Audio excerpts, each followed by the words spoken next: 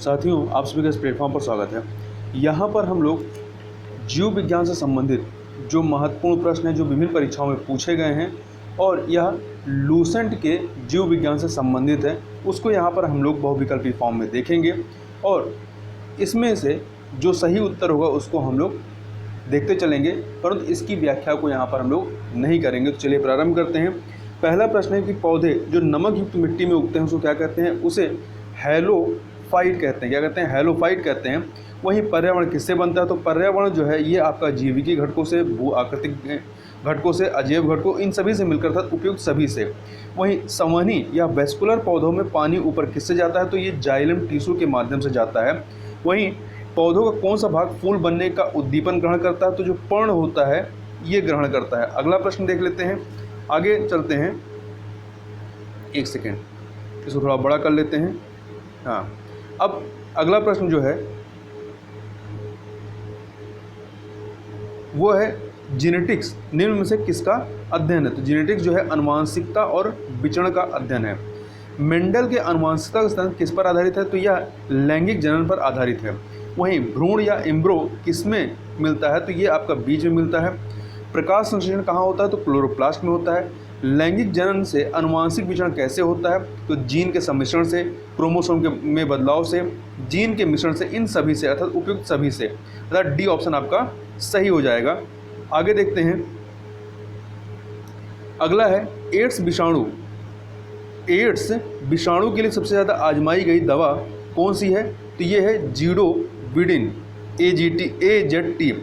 वहीं किस सूक्ष्म जीव के द्वारा हेपेटाइटिस बी की बीमारी होती है? तो ये वायरस की वजह से ये बीमारी होती है। ए ऑप्शन सही हो जाएगा। आगे चलते हैं, अगला है कार्बन क्रेडिट। कार्बन क्रेडिट का दृष्टिकोण इनमें से किससे शुरू होता है?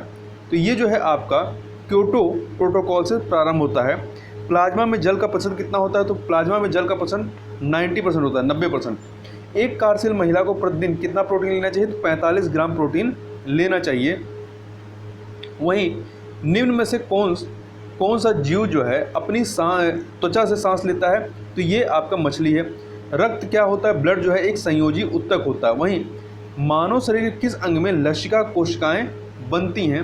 तो ये जो लसिका कोशिकाएं होती हैं वो दीर्घ अस्थि में बनती हैं।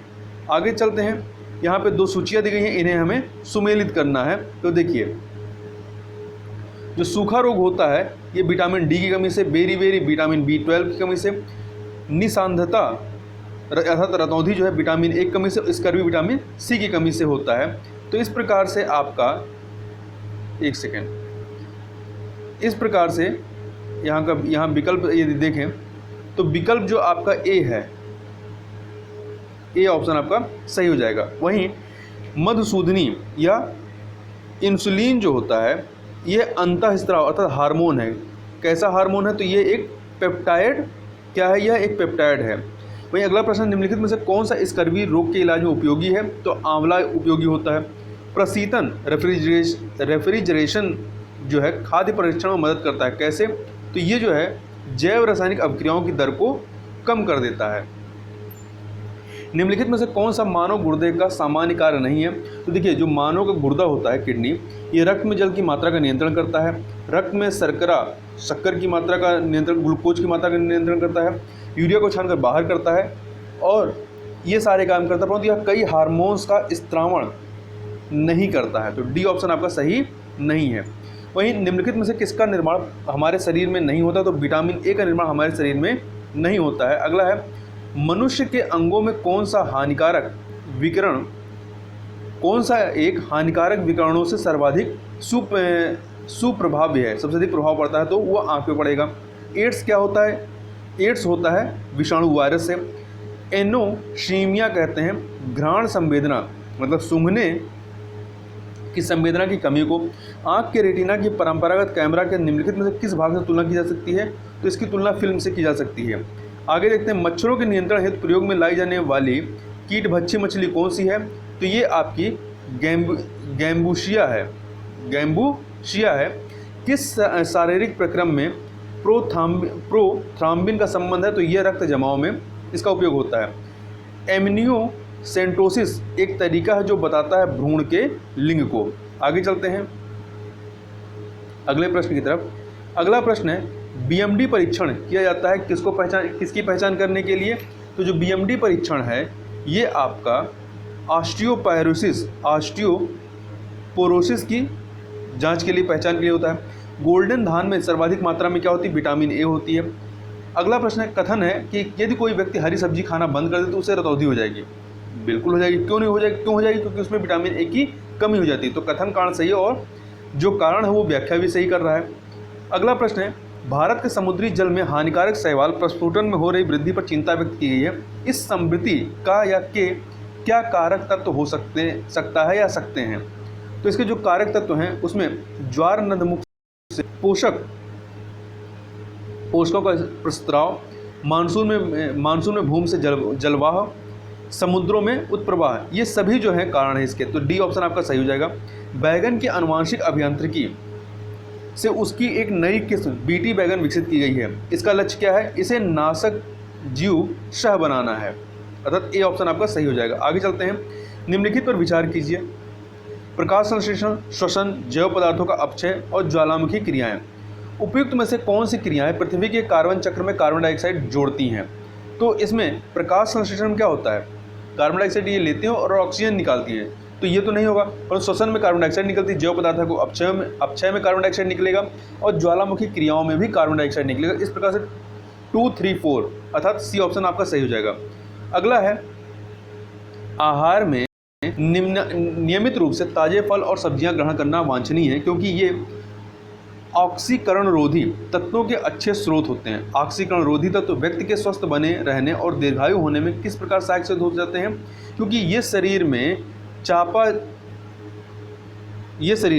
चयापचय के उपोत्पाद अर्थात बाई प्रोडक्ट के रूप में उत्पन्न मुक्त मूलकों को निष्क्रिय बनाते हैं। सी ऑप्शन आपका सही हो जाएगा। आगे चलते हैं अगले प्रश्न की तरफ। तो अगला प्रश्न है आपका कि निम्नलिखित में से किस राज्य में ऐसी सर्वोपयुक्त जलवायु विषयक स्थितियां उपलब्ध हैं जिसमें न्यूनतम लागत से आर्किड की विविध किस्मों की खेती हो सकती है और वह इस क्षेत्र में निर्यात उन्मुख उद्योग विकसित कर सकता है? तो यह है अरुणाचल प्रदेश। निम्नलिखित में से किसे जैविक खाद बायो फर्टिलाइजर के रूप में प्रयोग किया जाता है? तो एजोला को। अगला है रेशम कीट जिन पर पनपता हुए क्या है? वह सहतूत की पत्तियां हैं। फ्लेमिंग ने क्या खोजा था? इन्होंने पेंसिलिन की खोज की थी। अगला है निम्नलिखित में से कौन से जीव में रक्त नहीं होता किंतु वे सांस लेते हैं? तो ये हाइड्रा होते हैं। लाल रक्त कोशिकाओं आरबीसी का निर्माण हमारे शरीर के किस भाग में होता है? तो ये अस्थि मज्जा में होता है। निम्नलिखित में से कौन सा रोग का कारण या कारक जीवाणु नहीं होता है? तो देखिए डिप्थीरिया, हैजा, काली खांसी ये जीवाणु की वजह से होता है, बैक्टीरिया की वजह से, परंतु एड्स जो है ये वायरस की वजह से होता है। निम्नलिखित उपकरणों में से किसको रक्तचाप नापने के लिए प्रयुक्त करते हैं? तो स्फिग्मोमैनोमीटर का इस्तेमाल किया जाता है। आगे चलते हैं। बीटी बैगन क्या है? तो बीटी बैगन जो है एक आनुवांशिक रूप से परिवर्तित बैगन है। वहीं आनुवांशिकता के जनक के रूप में विख्यात वैज्ञानिक कौन है? तो ये हैं जीजे मेंडल। कौन है? जीजे मेंडल हैं। विश्व पर्यावरण दिवस किस तारीख को मनाया जाता है? तो 5 जून को मनाया जाता है। यकृत रोग हेपेटाइटिस बी का कारक क्या है? तो आरएनए वायरस है। वहीं निम्नलिखित में से कौन सा पादप हार्मोन नहीं है? तो देखिए साइटोकाइनिन, एथिलीन और जिबेरेलिन ये पादप हार्मोन है, परंतु इंसुलिन पादप हार्मोन नहीं है।